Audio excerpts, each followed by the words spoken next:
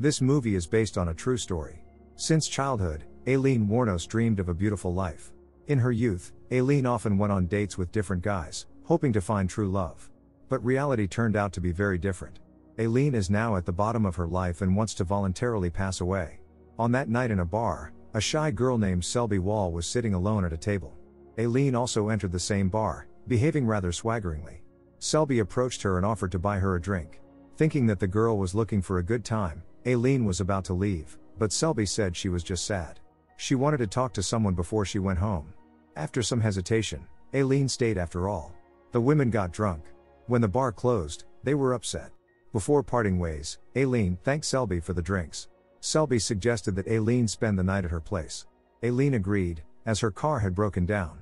Today Aileen lost her love and wanted to leave her life voluntarily, but Selby saved her without realizing it. This is where Selby's parents' friends live, whom she moved in with for a while. Aileen wasn't used to someone being so kind to her. In the morning, the women were awakened by a knock on the door. It was Donna. Selby got nervous and told Aileen that she had to get ready for church. Selby saw Aileen off, who thanked her for everything. Selby mentioned that she was moving on Tuesday. The women agreed to meet again today. Donna, being religious, told Selby that she shouldn't bring someone like this woman here. Aileen really has nowhere to live and can't even pay the rent on the garage where she stores her belongings. Thomas, the landlord, said she could pay later and treated her to a burger. Aileen had to wash up in a public restroom because she couldn't afford a motel. During the day, she met with Selby at the mall, as promised. They had lunch together. Selby has no friends, but she hopes to find a friend in Aileen, whose life is clearly not easy. She provides services to men, but still doesn't make enough money to get her own place. Selby's life isn't much better. The parents disowned her due to her non-traditional orientation. Additionally, she lost her job. However, the father allowed Selby to come back home, so she will be moving soon. The women roller skated together and then did a slow dance, which brought them very close. It ended with a kiss. They were not entirely embarrassed by the people around who were laughing at them. Aileen and Selby thought about where they could be alone. Selby couldn't bring Aileen to her place, and Aileen didn't have a place of her own. For the first time in a long time, Aileen genuinely liked someone. They agreed to meet again in the same place tomorrow.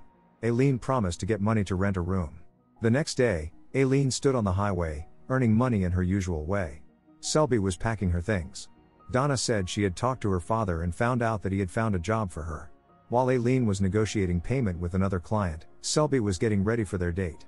Aileen worked all day. Another client said he planned to drive farther into the woods to avoid being seen by the police.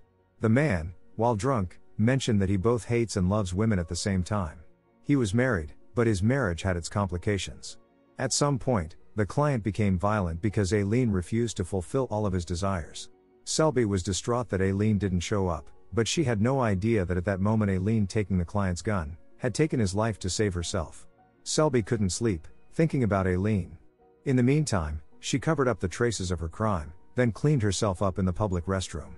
Selby woke up to a knocking sound. Aileen was standing right outside her window. Donna and her husband Charles entered the room, asking what had happened. Selby lied that she had just fallen out of bed. But Donna suspected that the homeless woman had been here again and told Selby to send her away. Selby quietly went outside, not attempting to hide her hurt feelings towards Aileen. She in turn told Selby that she had gotten into a fight. At that, Aileen looked very nervous. Knowing that Selby was leaving the next day, Aileen asked why she couldn't stay longer. But Selby couldn't because she had no money. So Aileen slipped a few bills into Selby's hand. It would be enough for her to rent a motel room. However, Selby remained skeptical. Looking into her eyes, Aileen said that such an opportunity only comes once in a lifetime. Aileen needed just a week to prove her love. Despite her doubts, Selby agreed.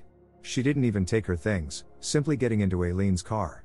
Actually, it wasn't her car. Aileen had lied that she had rented it. The women drove all night and the entire next day, finally stopping at a motel. It was the freedom Selby had dreamt of. Now they could do whatever they pleased. Aileen and Selby went everywhere together and they drank a lot, in bars and in their motel room. They genuinely enjoyed each other's company. It seemed like there was nothing more to wish for. Soon Selby returned to Donna's house to gather her things. Donna didn't allow her to leave and immediately called her father. Selby talked to her father on the phone, saying she had found love and wouldn't be coming home. The father tried to persuade her not to get involved with that fallen woman, but Selby had already made up her mind. Hanging up the phone, she left. Seeing Selby's belongings in the room and learning that she had decided to stay, Aileen was happy.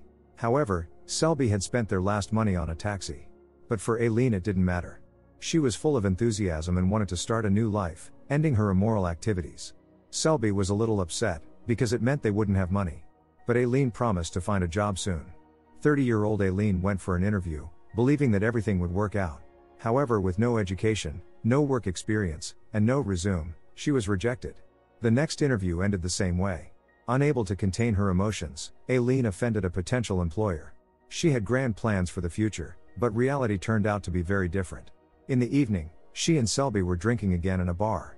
Aileen reassured herself that nothing could be worse than a desk job, so she hadn't lost anything because of the rejection. However, Selby worried about the lack of money. Aileen assured her that she had everything under control. Selby timidly said she was hungry. Aileen suggested that she ask her father for money, but Selby vehemently refused. This prompted Aileen to go to the employment center, but there were no suitable job openings for her there either. Walking down the street, Aileen was in a dejected state. Suddenly a police car pulled up beside her. An officer asked Aileen to come with him as there had been complaints about her. Aileen was nervous, trying to find out what had happened. The officer reminded her that they had arrested her on the highway before. They had made an arrangement last time, so they could do so again. Aileen wanted to end her past life, but it didn't work out. Later in a newspaper, she saw an article with a photograph of the man whose life she had taken. In their room, Selby threw a tantrum, accusing Aileen of being selfish. Selby thought they would have fun, but things didn't go as planned. They didn't even have anything to eat. Aileen had to confess that she had taken the life of the last client, which was why she wanted to quit her previous life. Aileen tried to drive Selby away, not wanting to endanger her, but Selby tearfully pleaded with Aileen to let her stay. Aileen said she had no choice. It seemed like Selby was ready to accept it. Aileen returned to her previous way of life to earn money and support Selby. However, this time instead of fulfilling all the client's desires, Aileen fired a shot. Coming back late at night, Aileen showered Selby with money. Selby was thrilled but grew suspicious of something. When she asked about the car, Aileen said she had borrowed it from her friend Thomas. That night, Aileen confessed her love to Selby, who reciprocated. Passion ignited between them. Immediately after, the women left that motel and rented an apartment far away from there. To celebrate this, they went to a restaurant. It seemed like nothing could hinder their happiness. When the restaurant manager approached them and said that smoking was not allowed, Aileen rudely pushed him, saying that if Selby wanted to smoke, she would. Selby couldn't help but laugh. When they ran out of money, Aileen was going to go out hunting again. But this time, the client turned out to be a shy, silent man who didn't show any cruelty. Out of pity, Aileen fulfilled his wish and simply left. The hunt was not over. Later, another car pulled up in front of Aileen on the highway. At home, Aileen cut out articles from newspapers. Selby, awakened by the noise, asked Aileen if she was going to sleep. Aileen promised she would be there in a minute but ended up falling asleep on the couch. In the morning, Selby capriciously said she wanted to go somewhere, but Aileen was too tired. So Selby took the car keys and went to a bar. Behaving provocatively, she struck up a conversation with a group of women. Aileen cleaned the house and was driven mad by worry. When Selby returned, Aileen yelled at her. But Selby continued to behave like a spoiled child, saying she would go wherever she wanted. Aileen said they didn't have money for entertainment at the moment, but Selby didn't care. Eventually Aileen gave in and took her beloved to an amusement park. However, instead of spending time with Aileen, Selby had fun with her friends. Aileen couldn't stand seeing Selby with someone else, but on the other hand she didn't want to lose her. Despite all her efforts, in her new circle Selby felt like an outsider. That's why she suggested Aileen take a ride together. One day Aileen shared that her childhood had been very difficult. The parents drank a lot and kicked her out of the house. Since then, Aileen left and never returned. Since Selby was an inexperienced driver, she accidentally caused an accident.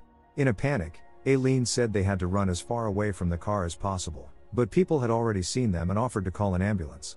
Aileen refused on the pretext that they had no insurance. Fortunately the car started, and the women drove away.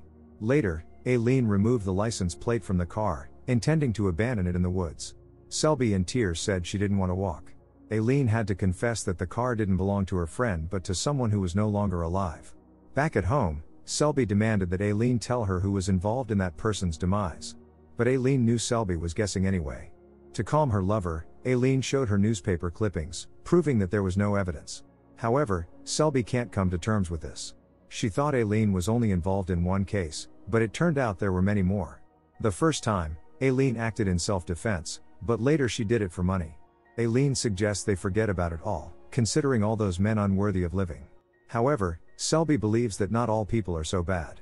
Aileen asks the beloved to trust her. She did this only for Selby's sake.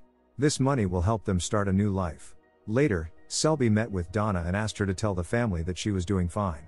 She is not ashamed of her nature and her relationship with Aileen. Donna tried to convince Selby once again, saying that the woman will drag her down. Many people had a tough childhood, but not everyone chooses an immoral path. If a person is truly strong, they will find a way out. Another client wanted to get what he desired without any witnesses. Aileen knew he was married. When she told him that she hated all men, the client got suspicious. He was about to leave, but Aileen pulled out a gun and did so, taking his money afterward. Aileen later found out he was a cop. At home, Selby was waiting for her with all their things packed. Aileen, who was shaking, told her that they would have to take the bus. Selby said crankily she would only go by car. Aileen had to confess that the man was a cop, which meant there was tracking equipment in his car. But Selby told her to stand up and get another car. Aileen had no choice but to go back on the highway. But the hunt ended unsuccessfully, so Aileen met Thomas in a bar. He had always been kind to her. Thomas listened to Aileen and said that she wasn't to blame for how her life turned out. Her parents were the only ones to blame. Meanwhile, Selby watched in horror a newscast that reported on a dangerous serial offender. The same report was being broadcast on the bar's television. The police created a sketch of the offender, and after questioning witnesses, identified. Aileen was back on the highway. She let several cars pass, but eventually she got into one. Aileen showed the driver photos of her children, saying she wanted to earn money to visit them in another state. Aileen indeed had children whom she gave up for adoption several years ago. The man said that if she needed help, he would do his best. The man offered to let her stay temporarily in his and his wife's home until she got her life together. Upon hearing this, Aileen insistently asked him to stop the car. As she was getting out, she accidentally dropped her gun. Aileen ordered the man to keep driving. When they arrived in a deserted area, Aileen told him to stop and get out of the car. The man pleaded with her not to do it. He was ready to give her all his money in the car, as long as she spared him. In tears, Aileen said she couldn't let him go. The man started praying, but Aileen took his life anyway. Selby was waiting for her. When Aileen arrived, she claimed that she had found a car. However, Selby said it was all over because their portraits were in all the news. In the morning, Aileen bought Selby a bus ticket back home. It was time to say goodbye. Unable to hold back her tears, Aileen cried and said that maybe if someone had ever helped her a little, her life would have turned out differently. Selby cried too. They embraced. Aileen asked Selby to promise that she would come back to her someday. Selby gave her that promise, although she knew she wouldn't keep it. Aileen walked Selby to the bus. The separation was very difficult for both of them. For Aileen, there was no more reason to live. That night, she got drunk at a bar. Thomas, her only friend, approached her and suggested that she leave the place. But Aileen firmly said she would wait here for a call from Selby. Aileen drank heavily, still believing that Selby would call her. That very night, Aileen was arrested and ended up in jail. At the first opportunity, Aileen called Selby. She was glad to hear her voice and most of all, wanted to be with her now. In tears, Selby confessed that the police had come to her parents' house and asked various questions. Aileen still believed they could be together.